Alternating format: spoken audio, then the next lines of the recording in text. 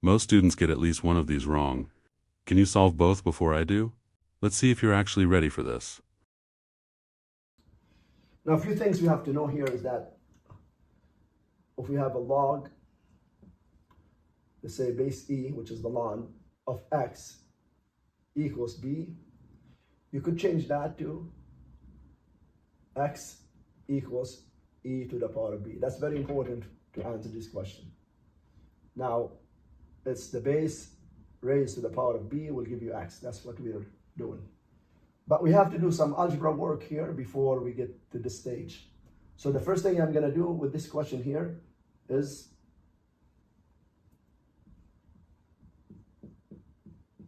move the -8 to the other side, and that becomes +8. Divide both sides by 2. We get ln 2x plus 1 equals 4.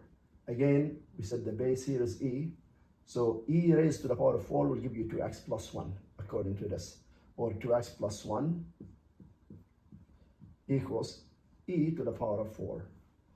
And therefore 2x equals e to the power of 4 minus 1. Moving the plus 1 to the other side becomes minus 1. Now divide everything by 2 to get rid of the 2 besides the x. And therefore x equals e to the power of 4 minus 1 all over 2, and that's your final answer. If you want to calculate this in decimal, just go e raised to the power of 4, take away 1, and then find what that is. Divided by 2 will give you a decimal answer, but we'll just leave it in exact values. Okay. Now, how about this? We have 2 to the power of x times e to the power of 3x equals e to the 4.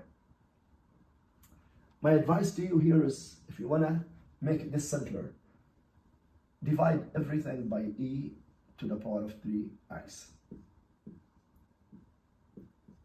That will cancel. Now we have 2 to the power of x. And when you're dividing the same basis, you know you could just subtract the exponents. So that's 4 minus 3x. You know, a to the x over a to the y will give me a to the x minus y. And that's what we did there. And now to be able to solve for x here, since x is an exponent, what you do, you ln both sides. So you'll have ln 2 to the power of x equals ln e to the power of 4 minus 3x. Now the lns will allow us to bring the x down, so we have x ln 2 equals 4 minus 3x ln e. A ln e is 1, so just get rid of that, because e to the power of what gives you e is 1. And you know we don't even need the brackets now, so we're just going to get rid of the brackets to give ourselves space on the whiteboard here.